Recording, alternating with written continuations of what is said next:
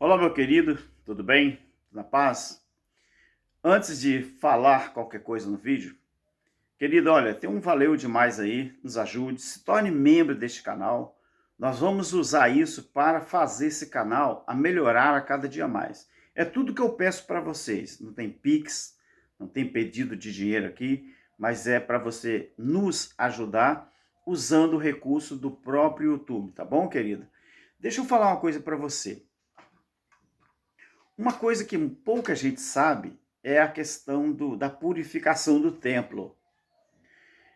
Você sabia que depois de Jesus converter a água em vinho, nas bodas ali de Caná, Jesus foi a Cafarnaum, não é? Com a sua mãe e seus irmãos e também os seus discípulos.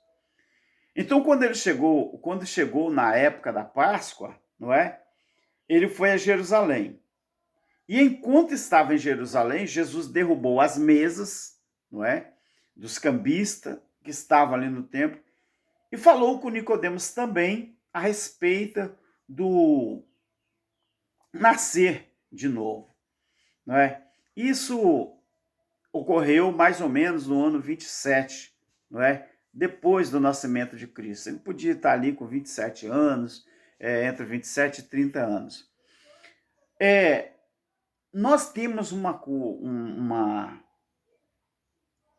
coisa para falar muito importante, que essa limpeza do templo ocorreu justamente no átrio dos gentios, que era aquele pátio que ficava pelo lado de fora dos lugares sagrados principais ali.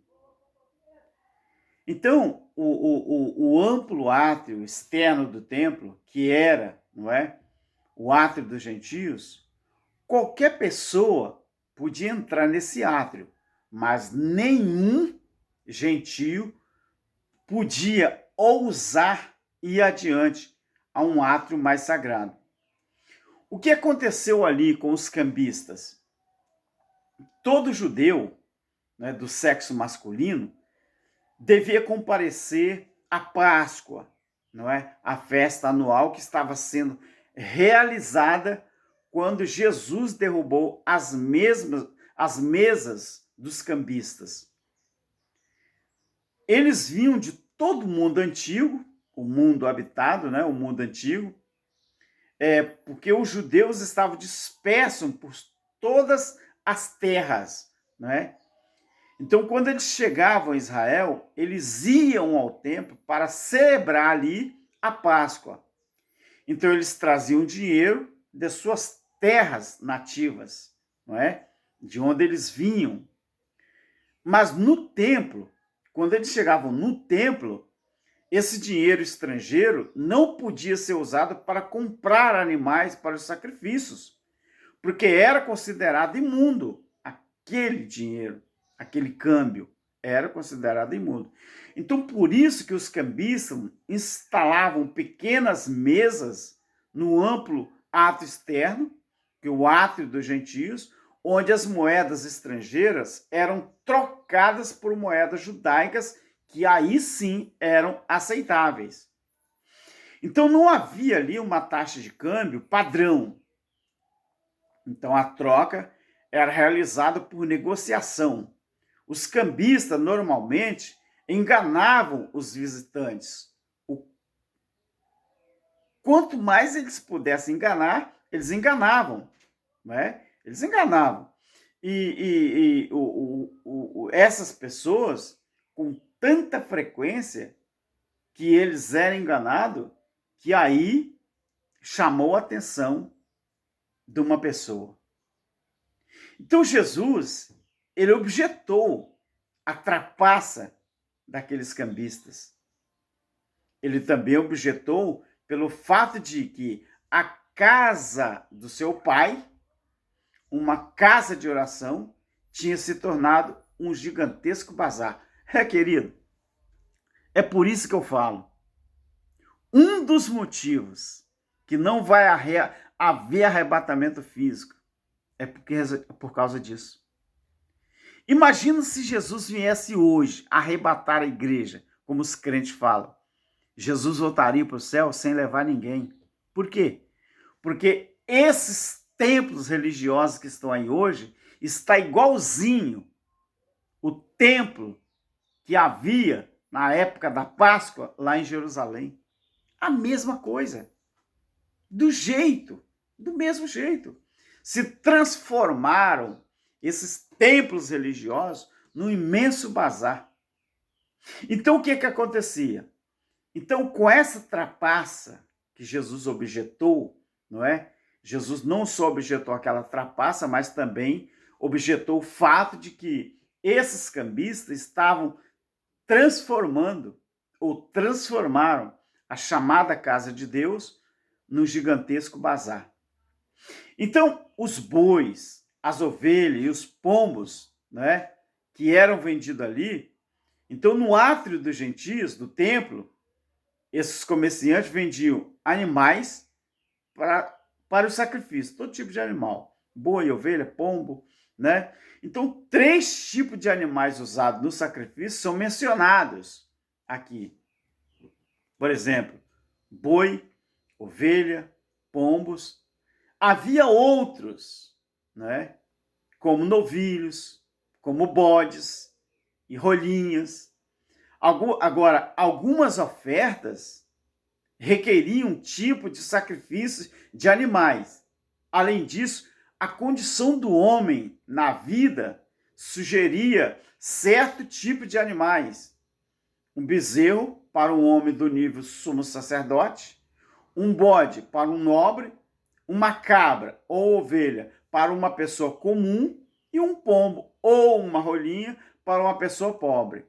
Agora, uma pessoa muito pobre podia oferecer apenas farinha. Você sabia disso? Não? Era assim, querido, que acontecia. Agora, além de estar acontecendo tudo isso que eu mencionei ali naquele templo de Jerusalém, preste atenção no que eu vou te falar. Quando ocorreu aquela situação naquele concílio de Nicéia, que Constantino criou o cristianismo, fundou o cristianismo, de lá para cá, os templos religiosos, que eles chamam de casa de Deus, não passa de uma grande casa de câmbio. Ali não é mais boi, não é mais ovelha, não é mais pombo, não é mais rolinha, mas ali é lenço ungido, areia de Israel, pedra de Israel, óleo de Israel, água de Israel ungidas. É todo tipo de sacrifícios estão oferecendo dentro dos templos e você é a vítima. Então aquela construção daquele templo de Herodes, que era aquele templo, hoje em dia se transformou nos templos de Constantino. Mas o templo que eu reúno, você pode dizer, não foi Constantino que criou, que construiu. Foi quem? Foi os pedreiros, né? Que seu pastor pagou. Mas sabe de onde veio esse costume? Veio de lá do Concílio de Nicéia. Veio de lá de Constantino. Então, a casa chamada Casa de Deus, na época, ela caiu no ano 70. Aí veio a situação que Estevão morreu porque falou que Jesus Cristo ele veio mudar as leis de Moisés e destruir aquele templo. Atos capítulo 6. Vem Paulo, quando pregou ali em Atenas, na Grécia, lá no Areópago, capítulo 17, não é? De Atos, a partir do versículo 24, Paulo, no seu discurso, ele corrobora que existem muitos deuses que os gregos adoravam, mas também fizeram um altar para um Deus desconhecido. E Paulo diz, É esse que vocês não conhecem, ó gregos, que eu vou anunciar para vocês. Paulo disse assim, só que esse Deus que eu sirvo e que vocês não conhecem, ele tem uma característica. Estevão falou a mesma coisa. Atos 7, 48 e 49. E Paulo, Atos 17, 24 e 25. A característica desse meu Deus é que ele não mora, não habita em templo feito por mão de homem, porque sou como se estivesse precisando de alguma coisa. Estevão falou assim, se Deus diz, se o céu é o meu trono, a terra é o estrado de meus pés, que casa que vocês acham que pode modificar, que pode construir para mim? Então, esse templo religioso, as pessoas que estavam com Jesus disseram que o templo tinha estado em construção durante 46 anos. Herodes, o Grande, que governou, não é, do ano 37 a.C. até o século 4, o ano 4 depois de Cristo, foi um edificador prolífico. Então o templo, ele foi um dos seus mais ambiciosos projetos. Ele começou, Herodes, né? Ele começou a construir esse templo, não é? Mais ou menos, quando ele começou a construir esse templo, que foi um dos mais ambiciosos projetos dele, ele começou a construir esse templo entre 20 e 19 a.C. Mas, preste atenção nisso, embora o templo já estivesse em construção há 46 anos, nessa ocasião, ele continuaria sendo construído durante outros 30 anos, para ser concluído no ano 64 depois de Cristo. Eita Deus! E tem gente que diz que Deus não existe. Legalmente, e o seu término total só foi terminado no ano 64 depois de Cristo. Mas o triste fim de todo esse trabalho magnífico chegou apenas 6 anos, não é? 6 anos